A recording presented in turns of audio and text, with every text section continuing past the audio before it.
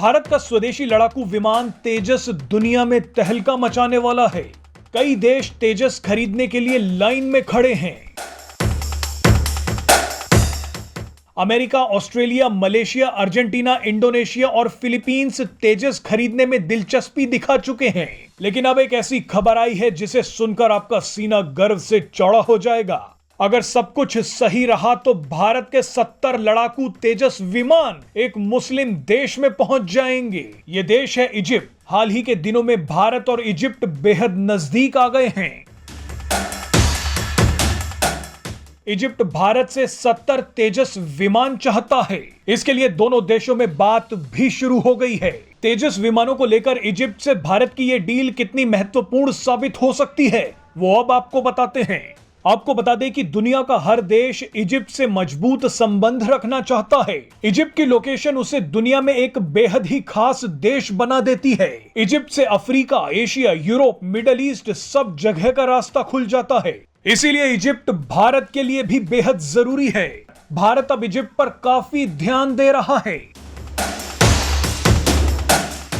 हाल फिलहाल में विदेश मंत्री एस जयशंकर और रक्षा मंत्री राजनाथ सिंह ने इजिप्ट का दौरा किया था। इस बार भारत ने 2023 में गणतंत्र दिवस के अवसर पर मुख्य अतिथि के रूप में इजिप्ट के राष्ट्रपति अब्देल फतह अल सीसी को आमंत्रित किया है। इसके अलावा 2023 में भारत की अध्यक्षता में होने वाले G20 शिखर सम्मेलन में आमंत्रित 9 मेहमान देशों में इजिप्ट को भी शामिल किया गया है। आपको बता दें कि इजिप्ट भारत के साथ सैन्य संबंध मजबूत करना चाहता है। पिछले साल दोनों देशों ने पहली बार संयुक्त हवाई अभ्यास भी किया था। इसी के बाद से इजिप्ट भारत के लड़ाकू विमान तेजस पर नजरें गड़ाए हुए है। इसी सिलसिले में इजिप्ट के वायुसेना प्रमुख ने जुलाई में भारत का दौरा भी किया था। भारत इजिप्ट को खुश करने के लिए सब कुछ करने के लिए तैयार है। भारत इजिप्ट के साथ व्यापार और रक्षा संबंध दोनों को मजबूत करने में लगा हुआ है।